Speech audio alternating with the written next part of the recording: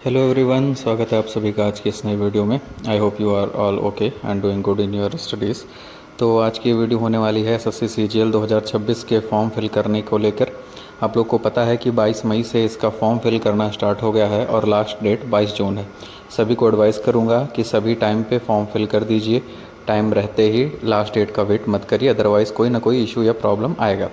आप सब लोग एंड्रॉयड फ़ोन यूज़ करते हैं, तो उसी के ज़रिए मैं आपको कुछ बेसिक स्टेप से बताने वाला हूं कि कैसे आप अपने फ़ोन से ही आसानी से फॉर्म फिल कर सकते हैं बिना किसी गलती के। कई बार साइबर कैफ़े की किसी भी गलती से हमारा फॉर्म रिजेक्ट हो जाता है, तो उसी पे बात करेंगे वन बाय वन। बिल्कुल सारी पॉइंट्स सुनिएगा।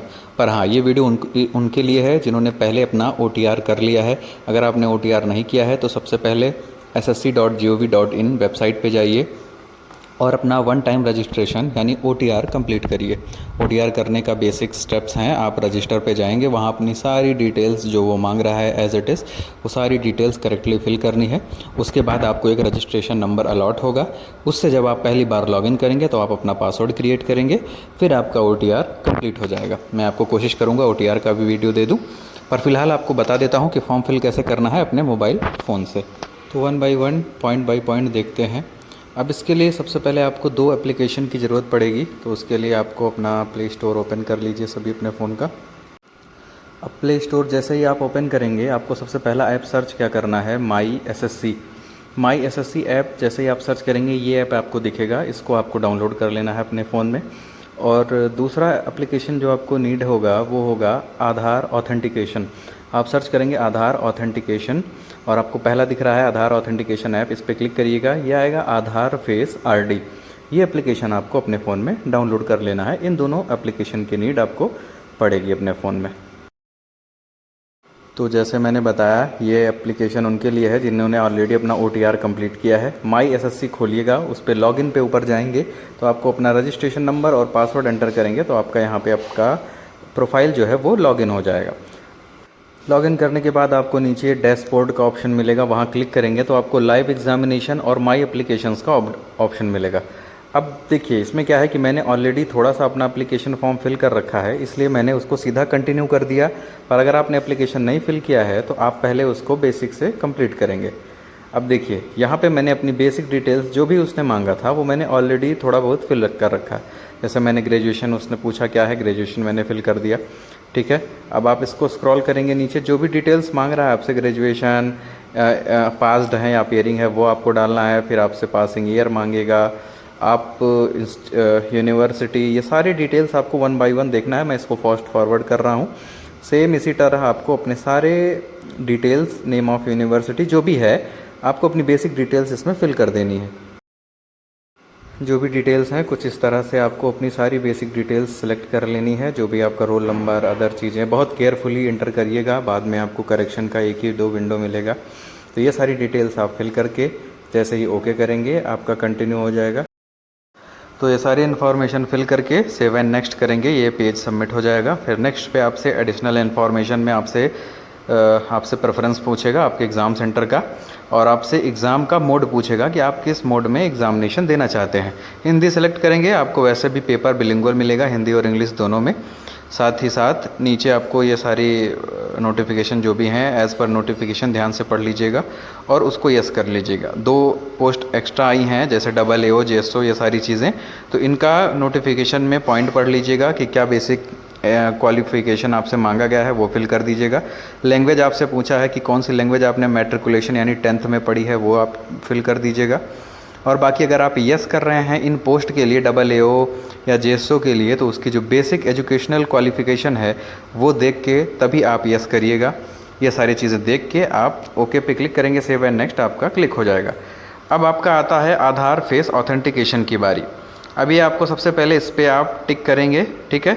अब यहाँ पे आपका जैसे ओके करेंगे आपका वो आधार फेस ऑथेंटिकेशन वाला ऐप खुल जाएगा। अब इसको आपको अपने फेस के सामने सर्कल में आपका अपना फेस लाना है। सर्कल में सारे चेक बॉक्स क्लिक करके जैसे ही सर्कल में फेस लाके आप उसको फेस अपना डॉज करेंगे एक बार, वो ऑटोमेटिक कैप्चर कर लेगा और आपका ये पेज सबमिट हो जाएगा। सेव एंड नेक्स्ट पे ओके करेंगे, ये थोड़ी देर सर्कल में घूमेगा और सेव हो जाएगा। और आपका नेक्स्ट ऑप्शन आ जाएगा अपलोड डॉक्यूमेंट, यानी आपकी लाइव फ़ोटो कैप्चर होगी और सिग्नेचर अपलोड होगा। तो लाइव फ़ोटो कैप्चर पे आप क्लिक करिएगा, वाइल यूजिंग डाटा अलाउ करिएगा।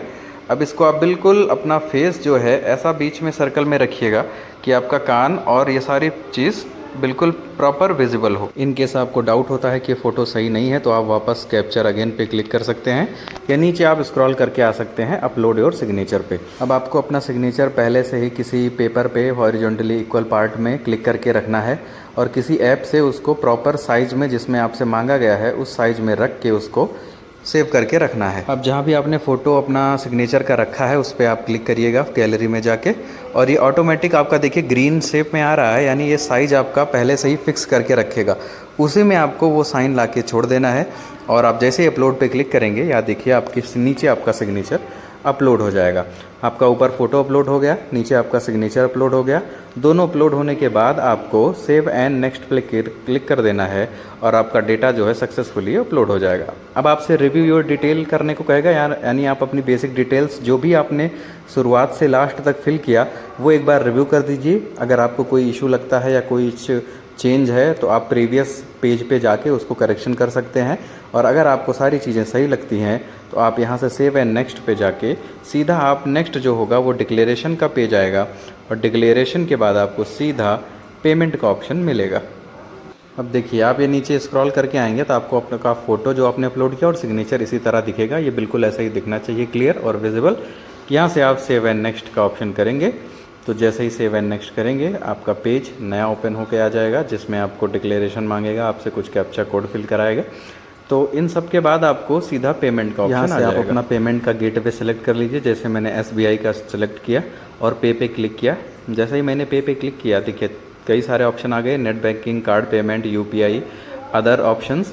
मैंने UPI पे क्लिक किया और सीधा कन्फर्म किया। कन्फर्म करने के बाद आपके सामने एक QR कोड ओपन होके आ जाएगा। पे नाउ पे क्लिक करके आप सीधा QR कोड का ऑप्शन आ जाएगा। आप QR कोड किसी अलग फ़ोन से भी स्कैन करके सीधा डायरेक्ट पेमेंट कर सकते हैं या पे नाउ पे जाके वहाँ से आप UPI एंटर करके वहाँ से भी पेमेंट कर सकते हैं।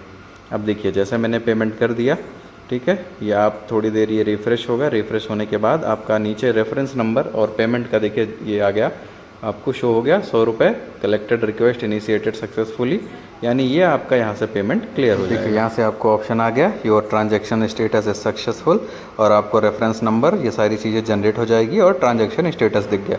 अब चाहे तो आप इसका स्क्रीनशॉट ले सकते हैं या आपको सीधा लास्ट में क्लिक हियर पे क्लिक करेंगे और आपको ये ऑफिशियल वेबसाइट पे ले जाएगा। अब देखिए यहाँ से आपको ये शो हो गया ना, पेमेंट रिसिप्ट, ई रिसिप्ट दिखाई दे रहा है। यहाँ पे आप प्रिंट करके इसको सेव एज PDF भी कर सकते हैं या स्क्रीनशॉट लेके भी फ्यूचर रेफरेंस के लिए रख सकते हैं। यानी आपका पेमेंट जो है स्टेटस सक्सेसफुल दिखा रहा है, रेफरेंस नंबर और सारी चीज़ें जनरेट हो चुकी हैं।